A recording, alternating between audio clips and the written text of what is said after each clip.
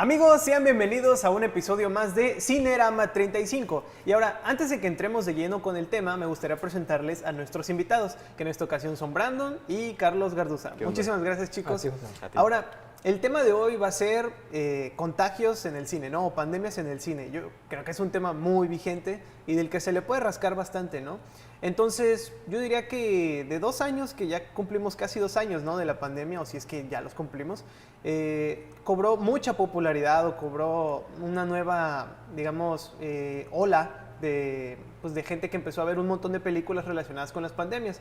Yo creo que podríamos partir de una película que quizá puso el ojo de muchas personas en ella, que es Contagio, ¿no? Una película de 2011. ¿Qué podemos decir de Contagio? Bueno, como mencionas, hay una nueva ola de películas sobre desastres naturales, principalmente en enfermedades, y la que se viene después, bueno, que pasen algunos años y directores y escritores tengan nuevas películas. Y bueno, como mencionabas, Contagio es una película de 2011 de uno de los directores norteamericanos más versátiles y pues al final geniales, ¿no? Yo creo que es Steven Soderbergh, que sus inicios en el cine independiente resultan bastante distantes a lo que se ve en Contagio, pero es una película que se repopularizó el año pasado debido a que se subía a muchas plataformas de streaming y mostraba como una epidemia de algo parecido a la influenza se propaga a nivel mundial, comenzada en China, como sabemos que comenzó la actual. Entonces es una película que muchos afirman que predijo el coronavirus. Sí, así como dice Brandon, a mí lo que me sorprende bastante de Contagio es que tenga tantos paralelismos con la vida real. Estamos hablando de una película del 2011, me parece, pero muchos eventos que suceden en la película los vimos traspapelados hace el año pasado o este mismo año.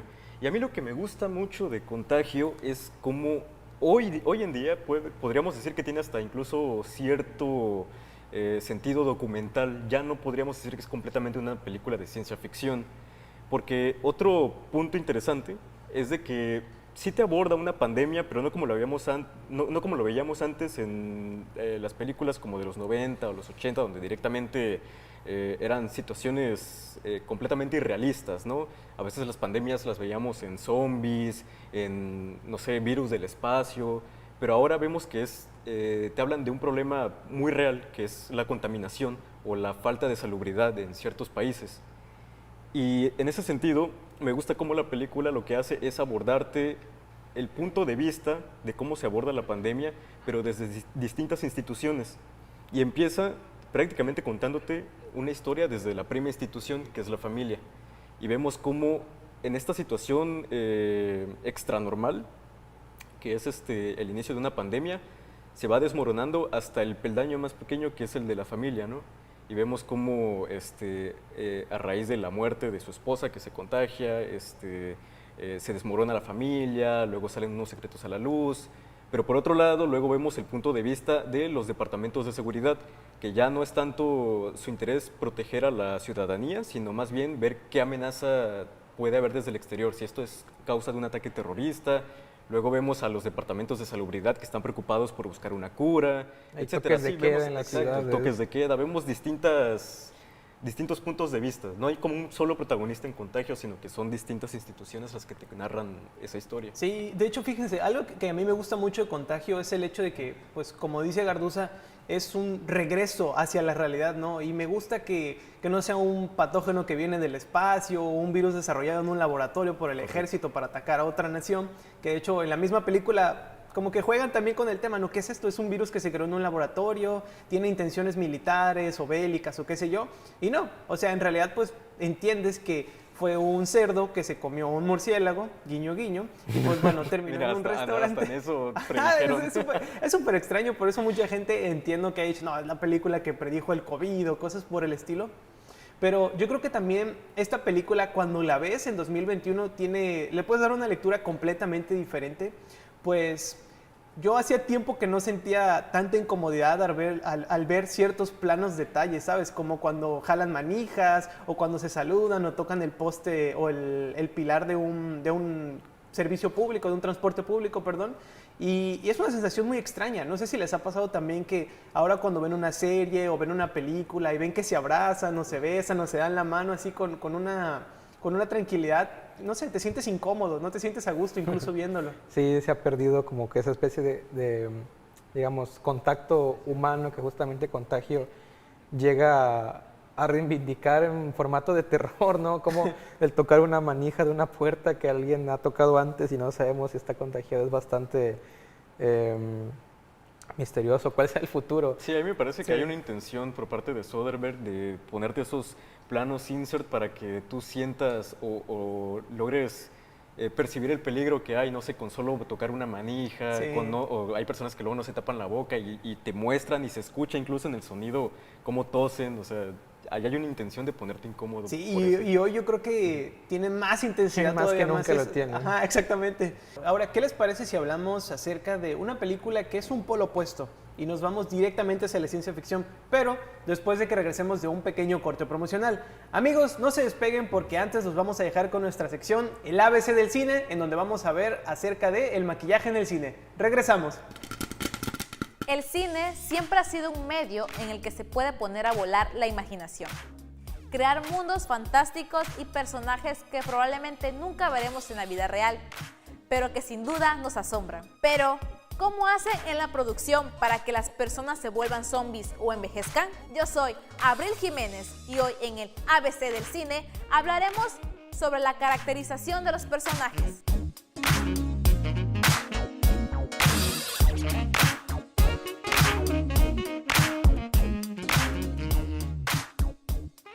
Cuando pensamos en el cine, se nos viene a la mente la fotografía, la música, los actores, los efectos especiales, pero muy pocas veces pensamos en el departamento de maquillaje o de caracterización y las horas que los especialistas tienen que pasar pre-rodaje para hacer que los infectados se vean tan aterradores como los hemos visto en la serie de The Walking Dead. La caracterización de los personajes es el arte de decorar el cabello, la piel y otras partes visibles del cuerpo para obtener un aspecto adecuado a lo que necesitamos ver. Pero el maquillaje de caracterización va más allá. No es decorar una persona para embellecerla, sino transformarla en cualquier personaje de ficción que requiere un guión de cine. En el cine nos podemos encontrar dos tipos de maquillaje: maquillaje neutro y maquillaje caracterizador. En el primero nos encontramos con un maquillaje social, donde el personaje es real. Básicamente es maquillaje social, pero hay que tener en cuenta los puntos de luz, angulaciones y el objetivo de la cámara. Aquí recobra gran importancia la posticería, que son las pelucas, calvas, bigotes, patillas y barbas, así como también la cobertura de cejas, aplicación de pestañas y bases de maquillaje más claras u oscuras que dependen de la realización de maquillaje de época. En el segundo caso, el maquillaje transforma la apariencia física del personaje de acuerdo a las exigencias del guión. Nos encontramos desde pequeñas prótesis de arañazos, golpes, quemaduras, hasta transformaciones completas como hombres lobo, monstruos, vampiros, envejecimiento y todos ellos pasando por un proceso de elaboración extenso y creativo. Como por ejemplo el personaje de Gary Oldman en La Hora Más Oscura. Personaje que pasa por transformaciones físicas impresionantes. O no olvidemos la gran caracterización del personaje de fantasía, Edward, el hombre manos de tijeras, interpretado por Johnny Depp. Increíble, ¿no creen? En el cine, este tipo de maquillaje es uno de los más complejos, ya que se necesita tener talento en el dibujo, escultura y pintura para poder dominarlo, y tener nociones básicas de maquillaje de belleza y de fantasía.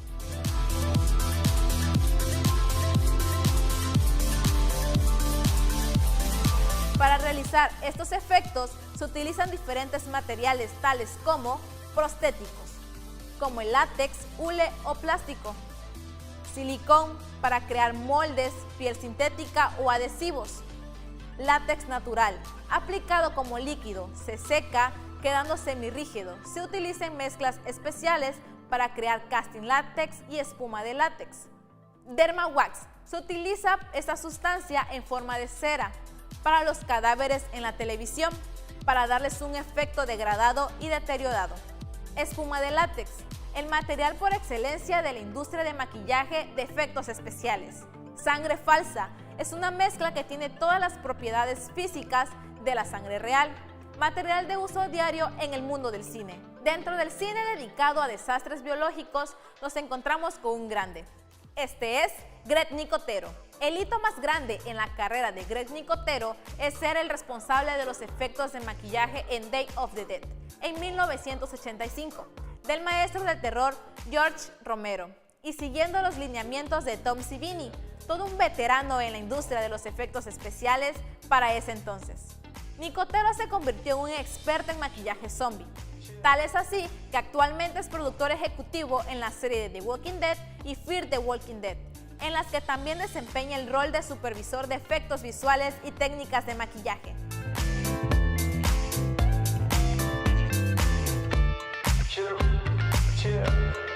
Como pudimos ver, este es un trabajo que raya en el arte, una profesión que requiere mucha paciencia y horas de trabajo, pero que cuando se realiza con pasión, los espectadores lo notan. Y bueno, esto ha sido todo por esta emisión del ABC del Cine. Mi nombre es Abril Jiménez y recuerden que tenemos una cita para el siguiente episodio. ¡Hasta la próxima!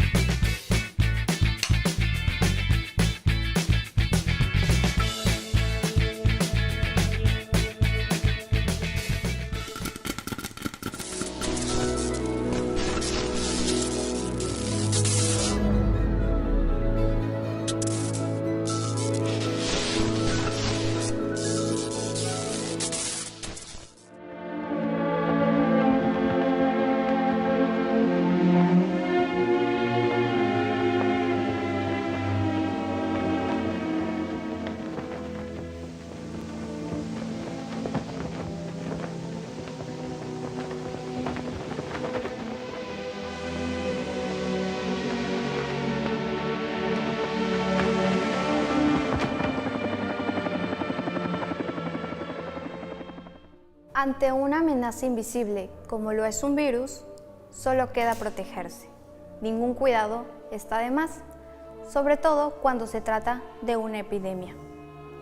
En estas circunstancias parece que dejamos de tener boca, pues al llevarla cubierta es como si ese pedazo de tela reemplazara nuestros labios, haciendo del cubrebocas un habitante más de la cara. Las sonrisas dejan de existir y su lugar es ocupado por una angustia ocultadiza que procura no abrirle paso al huésped infeccioso. Pero, ¿qué pasa si nada es aparentemente real, solo una retorcida fantasía? ¿Qué ocurre cuando la realidad se entremezcla con una mera ficción? Una ficción que literalmente se impregna en el papel y con el pasar de los días se convierte poco a poco en una terrorífica realidad. Una epidemia provocada, el paraíso de conspiranoicos. Pero esto no fue diseñada en un laboratorio al jugar con la experimentación de virus, sino por un par de guionistas que deciden escribir una película sobre una catástrofe biológica. Esto es Epidemic.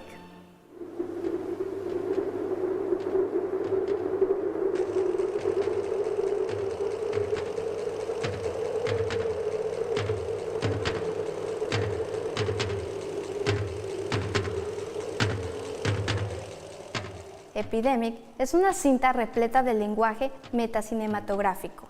Nos habla del proceso creativo y tedioso de dejar la imaginación al servicio de un contrato. La escritura de guión y de tintes oníricos tan extravagantes que en momentos parece una cinta surreal. Con un toque altamente experimental, este filme fue coescrito y dirigido por el danés Lars von Trier, siendo la segunda película que conforma su primera trilogía, la denominada Europa, completada por el elemento del crimen y Europa, películas que son unidas por las crisis sociales y traumas del viejo continente. Epidemic es una cinta única, pues el hecho de ver un par de guionistas escribir sobre una enfermedad como argumento central a lo largo de 5 días y que poco a poco vaya volviéndose realidad. todo lo que describen es aterrorizante, alternando con escenas donde discuten el argumento y otras donde observamos lo que ocurre dentro de la película. Minuto a minuto nos adentramos en una naciente y terrible epidemia que azotará la vida de nuestros protagonistas. Yo soy Michelle Castillo y esto fue Entre Cruces.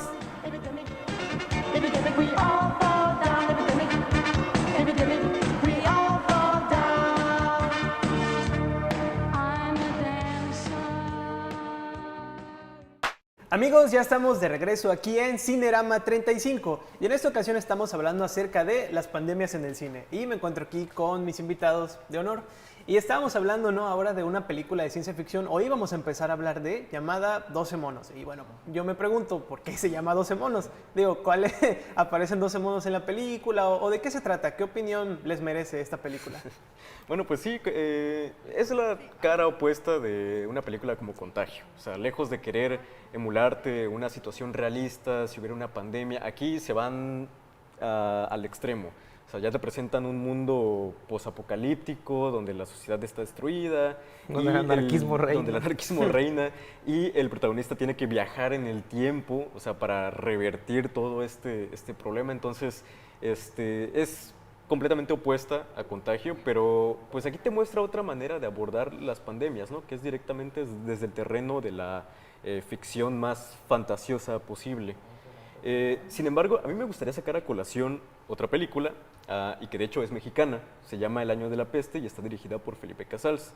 La menciono porque tal vez hace rato yo cometí un error al mencionar de que las películas de pandemias del siglo pasado no intentaban emular una situación real, y El Año de la Peste de Felipe Casals es una excepción, porque esta película, a diferencia de 12 monos o por ejemplo La invasión de los usurpadores de cuerpos, que es otra película también de pandemias en el terreno de la ciencia ficción, El Año de la Peste sí te presenta una situación realista de qué ocurriría si la peste negra, la misma que asoló a la Edad Media, aterrizara acá en México a causa de la contaminación, porque pues están muy cochinas las calles de la Ciudad de México, hay mucha contaminación, sí. Entonces prolifera este virus de nuevo y empieza a matar un montón de gente. Y me gusta porque yo siento que siempre que quieren hacer una película de pandemias o bueno, X ciencia ficción, también se intenta hacer una especie de crítica de algún aspecto de la vida real. En Contagio, por ejemplo, vemos que hay múltiples críticas hacia distintas instituciones. Aquí en El Año de la Peste, la crítica va directamente hacia el gobierno y hacia la manipulación de los medios de comunicación, pero sí hay momentos donde, por ejemplo, te muestran que en el gabinete dicen pues, las cabecillas, ¿sabes qué? Está muriendo mucha gente, no podemos dejar que esto salga a la luz o que los medios de comunicación, los noticieros estén hablando de esto porque vamos a perder las inversiones en el extranjero, nuestro turismo va a bajar, entonces ocultemos todo esto y vamos a hacer como que no pasa nada y que la economía siga fluyendo como normalmente lo hace. Entonces ahí sí me gusta y me da orgullo que una película mexicana sea la que se haya atrevido a hacer esto en los años 70. Y es interesante lo que menciona Garduzo de cómo la pandemia o la epidemia o la enfermedad se aborda dependiendo del protagonista, ¿no? Por ejemplo, otra película que aborda al gobierno y la forma pues, turbia o oscura en la que intenta esconder el caos es la serie de HBO Chernobyl, que bueno, voy a hacer un poco de trampa debido a que es una miniserie de 5 capítulos o como algunos le dirían una película para televisión, pero justamente cuando nos ponemos a pensar en el accidente de la explosión del cuarto reactor nuclear en Chernobyl en el 86, pues nos encontramos con una situación que también pudo haber sido perjudicial a nivel mundial de no haberse construido el domo que cubre los restos del reactor. Y esta serie en particular, del 2019, es bastante interesante porque justamente se ve cómo en ese entonces ya decadente Unión Soviética intentaba esconder lo que había ocurrido en Ucrania. Y de cómo el mismo gobierno manda, pues obviamente, burócratas a intentar resolver el caso y a su epidemiólogo y a las personas que saben de salud pública y ciencia justamente los intenta silenciar. Entonces ya se convierte en una situación obviamente en el que la mirada del ojo internacional no puede perder, o digamos, no puede denigrarse al Estado, mucho menos en aquel entonces a la Unión Soviética.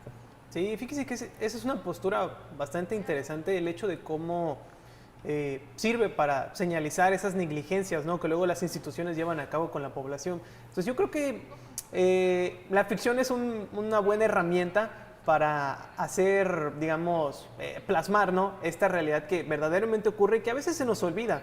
Pero pues bueno, es una manera de dejarlo ahí para el paso del tiempo. Por ejemplo, en la película de Elia Kazan, Pánico en las calles, obviamente que cuando el pueblo se va enterando cada vez más de que hay un enemigo invisible como lo es una enfermedad, pues por supuesto que colapsa la sociedad entera, sí. ¿no? Fíjense, algo que a mí se me hace muy interesante, que de hecho creo que no se ve en Contagio, si no mal recuerdo, pero es como, no sé si hay alguna película, ojalá ustedes me pudieran mencionar un ejemplo, pero de alguna película que hable acerca de la adaptación de los seres humanos a una pandemia.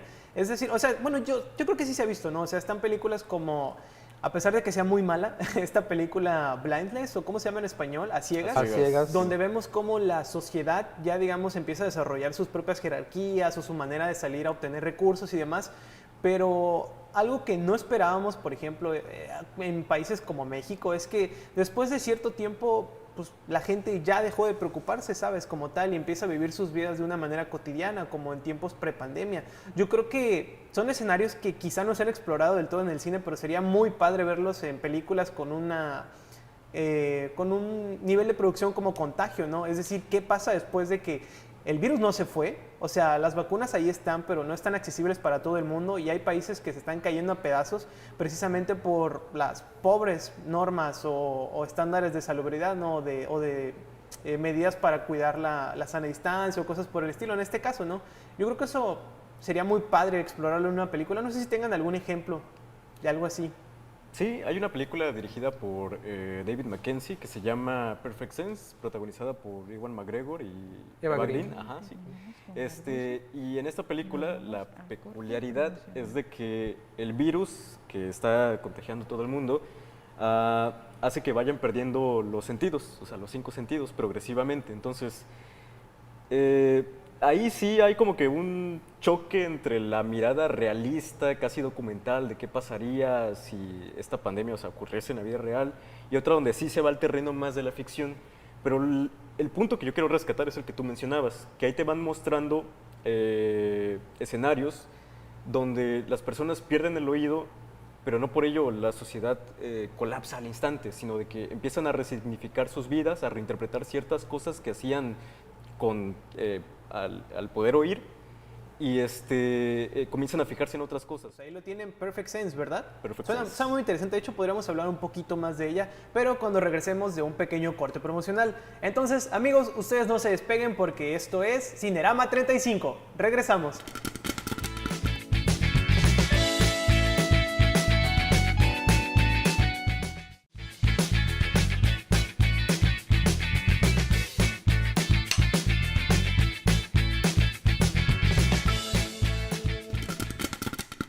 Amigos, ya estamos de vuelta aquí en Cinerama 35 y por esta ocasión estamos dedicándole un especial a las pandemias en el cine. Ahora, hace un momento nos estabas hablando, Garduza, de una película muy interesante llamada Perfect Sense y de hecho mencionabas que en ella se van perdiendo los sentidos, ¿no? Progresivamente. Y bueno, hay nada más agregar un comentario que quizá en nuestra realidad no estamos perdiendo los sentidos como tal, pero sí perdemos ciertos aspectos de nuestra cotidianidad que ya formaban parte de nosotros, como el hecho de salir a la calle, La como el cordura hecho a veces. sí, o poder abrazar a alguien, ¿sabes? Yo creo que ese tipo de situaciones, si bien no es un sentido como la vista o el gusto, el tacto o lo que sea, sí influye también, ¿sabes? El hecho de que nosotros empezamos a revalorizar ciertas situaciones de nuestra vida, como pues precisamente eso, poder abrazar a alguien, poder saludar a alguien dándole la mano sin preocuparte de que te vayas a morir en un mes o algo por el estilo. Y pues no sé, se me hace muy interesante. No sé si nos quieras comentar algo más acerca de Perfect Sense. Sí, de hecho yo también por eso veo como cierto espejo en Perfect Sense y la realidad, como tú decías, revalorar a través de la pérdida. Tal vez no hemos estado perdiendo los 5 sentidos con esta pandemia, pero sí hemos perdido, digamos, esa posibilidad de reunirnos, ¿no? O sea, en persona y poder estar abrazándonos, o sea, saludándonos de mano. Pero otra vez demostramos que somos capaces de adaptarnos. O sea, tenemos ese sentido de supervivencia tan arraigado y primitivo de que podemos abordarlo desde distintas formas. Y, por ejemplo, tal vez no nos podemos reunir en persona, pero ocurrieron fenómenos como las videollamadas por Skype o contactarse a través de videojuegos. Para mí esos son ejemplos claros de esa adaptación que tenemos muy arraigado, ¿no? ¿Tú qué opinas, Brandon? Bueno, sin duda es una película bastante interesante. Y bueno, hemos mencionado algunas cuantas películas que hablan acerca de epidemias, pero lo increíble también es a veces cómo esta desafortunada situación que estamos afrontando rebasó completamente a muchas ficciones. Por ejemplo, en Contagio hay muchas escenas en las que si las viéramos hoy en día bajo la lamentable lupa de la realidad, quizá haría falta más seguridad en cuanto, por ejemplo, aportar un traje especial para cuidar a gente infectada o los centros en los que se reúnen. Entonces es un poco desconcertante cómo justamente la realidad vino a, digamos, a quebrar toda nuestra ilusión o forma en la que veíamos un evento tan catastrófico como este. Sí, o sea, se veía muy lejano, o sea, demasiado realmente lejano. Y bueno, habíamos visto también cosas también, por supuesto, a veces, bueno, no me atrevería a decir imposibles, a estas alturas ya todo puede pasar, ¿no? Por ejemplo, en la película que vimos en la cápsula de Entre Cruces, Epidemic, de Lars von Trier, es bastante interesante. Obviamente es abordado desde una ficción, digamos, que se ve demasiado lejana, dudo que ocurra, sobre dos guionistas que están escribiendo una película acerca de una epidemia. Y es un poco curioso ver cómo al pasar de los días todo lo que están escribiendo en el papel, con su máquina de escribir, se va tornando en una realidad.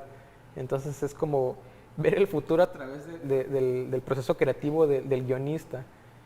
Y es bastante interesante ver cómo, pues bueno, va a llegar nuevamente, ahora en una ficción, pues la explosión de la sociedad. Aunque en esta película en particular se aborda cómo ahora los doctores, toda la plantilla de salubridad de aquel país, toman el control, ¿no? Ahora un doctor va a ser el presidente, ahora un doctor va a ser quien se encargue de la policía. Entonces es bastante interesante también reimaginar esas ficciones con respecto a una epidemia, un problema de salud pública. Pues sí, suena bastante interesante Epidemic. Pues ahí lo habrán visto en el episodio de Entre Cruces, ¿verdad? En la cápsula. En la cápsula, ok. Y bueno, ¿qué les parece si ahora saltamos otra vez y nos movemos a otro estilo de presentar las pandemias, ¿no? No sé si quieran hablar acerca del cine de zombies. Muchas veces utilizado como una forma de hablar acerca del consumismo de las personas, pero también nos puede, digamos, mostrar las consecuencias del descuido de una situación, de algún virus que se sale de control o algo por el estilo. No sé si tengan algún ejemplo de una película de zombies que les gustaría mencionar. Bueno, en este caso no es de zombies, pero podría estar como por ese estilo. Sacaría a colación de nuevo la película que había mencionado, La invasión de los usurpadores de cuerpos. Y ahí, digamos que la película, pues más que hablarte acerca de un problema de salubridad o querer criticar ciertos aspectos como la contaminación, que son ya temas narrativos más cercanos a las ficciones de hoy en día en torno a las pandemias, aquí sí, como tú comentabas, quieren hacer más una crítica del consumismo, de las conspiraciones, de lo que el gobierno nos oculta y de lo que a veces está a simple vista, pero no nos podemos dar cuenta, o sea, de todo lo que nos ocultan.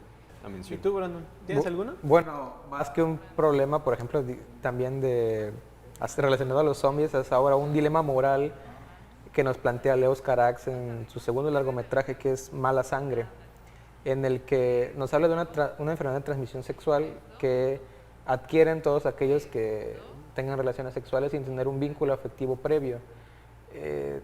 Pienso que aborda la pandemia o, digamos, el desastre a partir ahora de las emociones, como lo hace el buen Leos Carax, último ganador del Festival de Cine de Cannes de la edición 2021, porque justamente nos aborda toda esa, digamos, explosión que hay en cuanto a ya no poder convivir con tantas personas. Te habla acerca de la soledad en una misma habitación, cuando hay varias personas incluso.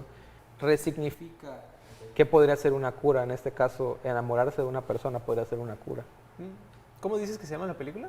Mala Sangre. Mala Sangre, de Leos ok. Carax. Pues bueno, amigos, nosotros tenemos que irnos a un corte promocional, pero no se despeguen porque vamos a regresar con más de Cinerama 35 y los dejamos con nuestra sección ¿Cómo se hizo?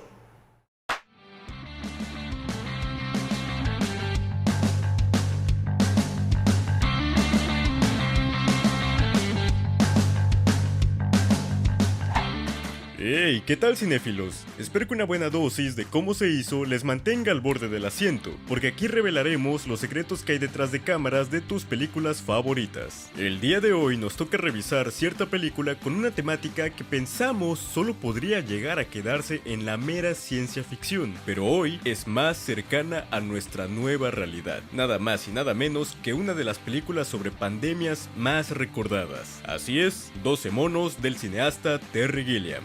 Quédense con nosotros para descubrir la historia detrás de este clásico noventero. Muy bien, comencemos.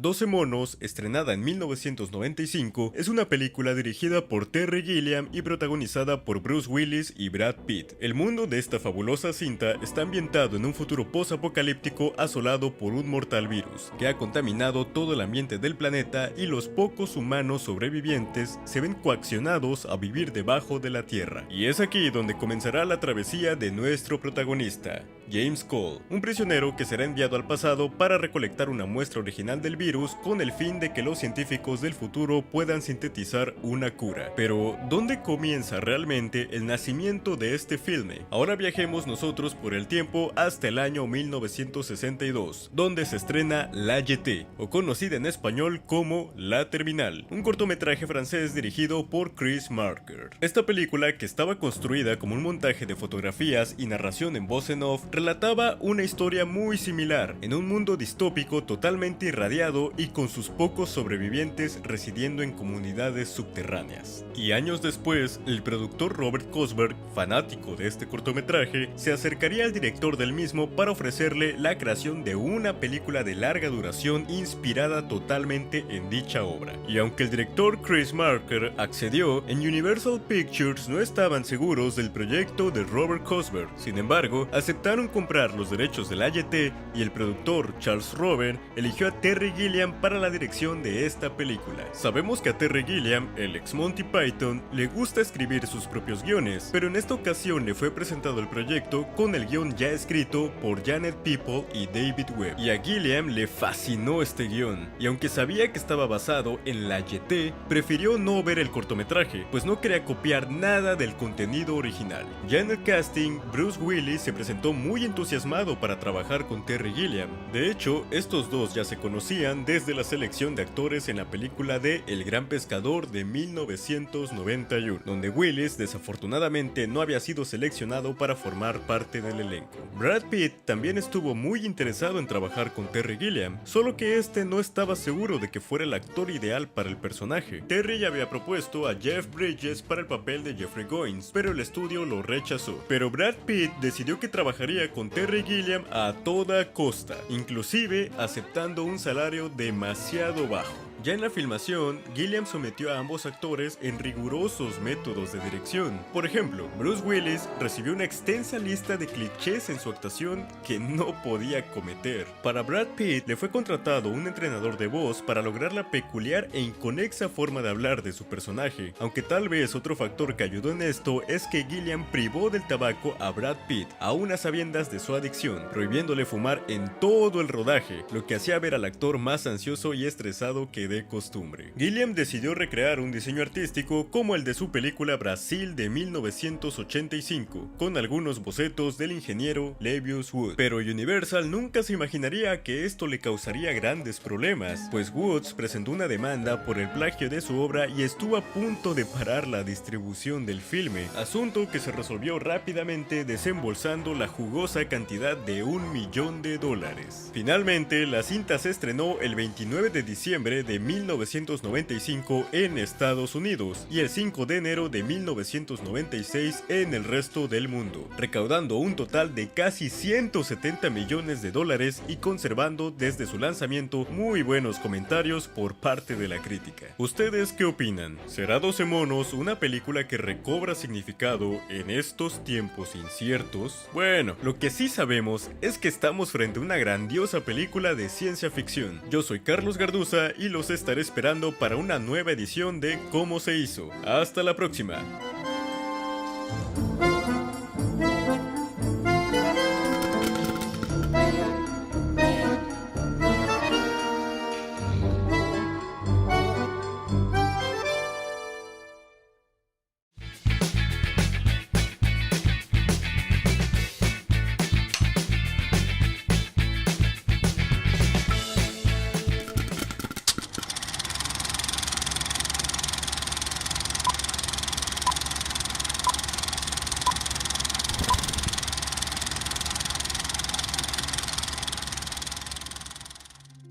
Hola, soy Johnny Escamilla y bienvenidos a Stream and Chill. Escrita por Scott Burns y dirigida por el multifacético Steven Soderbergh. Contagio narra el rápido progreso de un virus letal que se transmite por el aire y mata en cuestión de días. A medida que va creciendo la epidemia, la comunidad médica mundial lucha contra el reloj para encontrar una cura y controlar el pánico, que se extiende incluso más rápido que el propio virus. Al mismo tiempo, la gente lucha por sobrevivir en una sociedad que se desmorona. ¿Nos recuerda a algo? Lamentablemente sí. Y es que esta película del 2011 volvió a ser tema de conversación durante el 2020, cuando alcanzó millones de visualizaciones en plataformas de streaming y se ganó el mote de la cinta que predijo la pandemia de COVID-19. A pesar de estar basada en la epidemia del año 2009 por influenza H1N1, impacta por su realismo y precisión científica y llega a generar cierto terror en el espectador, sobre todo cuando nos enteramos que el brote de la epidemia es en China. Protagonizada por Marion Cotillard, Matt Damon, Lawrence Fishburne y Jude Law, desde el mismo arranque de la película la acción se divide en varios frentes y se nos lleva de un lugar a otro con agilidad, al ritmo de la inquietante y trepidante música de Cliff Martínez, a la que Soderbergh saca el máximo partido. En unos minutos está planteado el conflicto y conocemos a los personajes principales, que tienen por delante unos 100 minutos de pura tensión. Yo soy Johnny Escamilla y mi recomendación de la semana es Contagio. Esto fue Stream and Chill. Amigos, ya estamos de regreso aquí en Cinerama 35 y estamos hablando acerca de las pandemias en el cine. Y hablamos de bastantes películas, ya hablamos de varios directores y unas propuestas muy interesantes y cómo se aborda, ¿no?, la temática de un virus afectando a la población mundial. Pero vayámonos a la realidad, ¿no? ¿Qué ha pasado con la industria? O sea, ¿cómo se ha modificado? ¿Qué cambios han notado ustedes a la hora de ir a ver las películas o incluso ir al cine, ¿no? Porque ya muchísima gente pues dejó de hacerlo. Desde hace mucho, ¿no? Con la salida de... O cómo hacer películas. Ajá, o cómo hacer cine. O sea, ¿qué cambios han notado ustedes? En ese tercero hay casos muy interesantes, como por ejemplo cineastas como Bob Burnham, que también es comediante, o Mati Diop, cineasta de Senegal, que vieron en la pandemia una situación como para explotar su creatividad, estando encerrados, pero con esta virtud, ¿no?, de poder hacer cine, de poder montar con sus propias manos, pues deciden hacer películas desde su propia casa. Y hay algo muy interesante que también roza entre lo documental, porque directamente en sus películas, la de Mati Diop se llama In My Room y la de Bob Burnham se llama... perdí el dato. Pero ellos directamente te dicen, esta película la grabé en mi casa porque quiero hablar sobre la nostalgia, sobre los recuerdos que tengo, quisiera ver a mis familiares. O de plano lo hacen desde el tema de la comedia, de que mira, qué curioso de que, o sea, nosotros destruimos tanto el medio ambiente y ahora es reverso, o sea, el medio ambiente nos está tratando de destruir a nosotros. Pero a mí me parece de sumo interés ver cómo poco a poco dentro del cine, ya desde la industria comercial, todas las productoras van a tener que adaptarse a estos nuevos modelos para hacer cine, porque tal vez antes era factible meter a un montón de personas, a 1000 personas en un estudio y hacer películas gigantescas, ¿no? Como Tenet de Christopher Nolan, que fue de las últimas que se estrenaron. Y ahora ya no, por mantener las medidas sanitarias, ya no es posible hacer eso. Creo que poco a poco la industria se va a tener que adaptar a hacer estas películas con con un elenco un poco más pequeño, tal vez que empiecen a narrar nuevas cosas. Incluso lo vemos en los escenarios, ¿no? Por ejemplo, Malcolm and Marie es protagonizado casi en una sola locación, en una sola nada más casa. tiene dos actores, o sea, actuando en esa película. Y desde luego que ahora la creatividad de los guionistas, pues bueno, es algo por lo menos que no se ha perdido. Tanto tiempo en casa, pues vemos el caso, por ejemplo, de Pedro Almodóvar, que en esta pandemia, en entrevistas él ha mencionado que ha sido una de sus etapas quizá más creativas al poder estar pues, prácticamente solo casi todo el día en su casa leyendo y escribiendo. Y justamente una de las películas que grabó durante la pandemia, durante el 2020, y se estrenó de igual forma, fue La Voz Humana, cortometraje que obviamente hizo gracias a su propia productora, El Deseo, y que justamente se graba en una sola locación, en un estudio. Lo cual obviamente nos habla de cómo ahora las cosas en cuanto a la filmación no podemos salir quizá, como mencionaba Garuza, un crew tan grande ya no puede exponerse porque hay que mantener esas medidas. Entonces, definitivamente el cine está cambiando como cualquier arte, como la cultura es algo que se va adaptando a los nuevos tiempos. Y esto es solo del lado de los creadores, de los artistas, pero ahora desde el lado de la audiencia también vemos nuevos modelos de consumo. Ahora ya no resulta tan factible ir al cine, que las salas se llenen y haya un montón de personas dentro de la misma habitación, sino que ahora vemos cómo prolifera el streaming, por ejemplo. Sí, pero fíjate que, o sea, las salas ya no se llenan, y digo, antes se llenaban con megaproducciones, ¿no? Claro. Pero yo me podía pensar hace un momento mientras los estaba escuchando, cómo hay películas que si de por sí nadie las iba a ver al cine, ahora que tienen la oportunidad de ser proyectadas un fin de semana o una semana completa, pues menos personas la van a ver todavía. Bueno, de los que más están sufriendo es el cine mexicano. Si de por sí, como tú dices, estas salas no se llenaban, ahora menos. Y lo único que lo podría salvar es que ahora algunas plataformas de streaming los quieran acoger. Por ejemplo, Netflix, tengo entendido que ahorita firmó un contrato para empezar a poner en su plataforma algunas películas del catálogo del pasado Festival de Cine de Morelia, y de hecho hace poco subieron La Diosa del Asfalto, está El Baile de los 41, van a estar subiendo otras. Y apostará más por las producciones mexicanas. Correcto. Ahora con las oficinas abiertas en México. El problema es que va a haber muchas otras películas que van a pasar desapercibidas. Sí.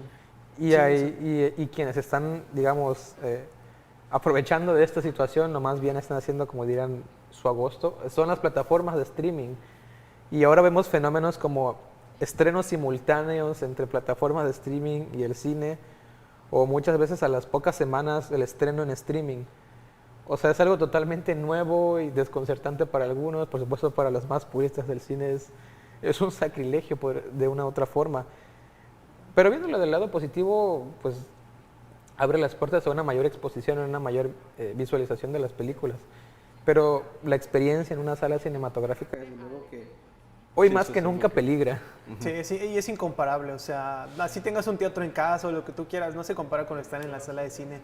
Fíjate que estaba pensando ahorita que hablamos de las plataformas, y a mí personalmente me parece muy aterrador en muchos sentidos el hecho de que, pues bueno, hay infinidad de productoras que tienen ciertos derechos de ¿cómo se llama?, de propiedades intelectuales muy específicas, ¿no? Y luego pues lo pueden ver como una oportunidad para crear su propio sistema de transmisión o de plataformas de streaming, y pues esto va seccionando todavía cada vez más, ¿no? La posibilidad de acceder a cierto tipo de contenidos. Entonces, pues, o sea, si quieres ver cierta película o quieres ver cierta serie, pues ahora tienes que contratar HBO. O Paramount. O cosas así, o tienes que contratar Netflix. Bueno, pues es como que lo que mucha gente tiene de cajón, no tiene Netflix. Pero pues también están otras cosas Como Filmin. como Filmin o animaciones, Movie. ¿no? O sea, quieres ver ciertas películas de anime, ahora tienes que pagar Crunchyroll o tienes que pagar cosas así. Sí, para el consumidor económicamente O sea, se vuelve muchísimo más difícil. Sí, porque o ahora sea, si quieres ahora tener toda la experiencia del entretenimiento, tienes que contratarte como 10 plataformas de streaming, Y o es sea, y súper pagar costoso, mensual. o sea- es como retornar a esas épocas donde estaba la televisión por satélite y tú elegías los canales, pero era un Pay-per-view. costo extra. Que el Sí. Y ahora creo que sistema. sale muchísimo más caro tener que pagar 100 o casi 200 pesos al mes por una sola plataforma. Sí, les digo, a mí me parece una locura y la verdad, honestamente, a mí me da mucho miedo el hecho de cómo se va seccionando cada vez más el contenido. Pero ahora, antes de que terminemos, vamos a hacer una serie de recomendaciones. ¿Con qué películas se quedarán ustedes sobre pandemias en el cine? Bueno, yo creo que un clásico que no puede faltar es Children of Men de Cuarón, en el que, bueno, quizá no se habla concretamente de la explosión de la sociedad, pero sí se habla del qué pasa después. Y bueno, es una historia bastante interesante sobre la infertilidad que hay en la Tierra. Entonces yo creo que es una película imprescindible y de las mejores, yo creo, de la primera década del 2000.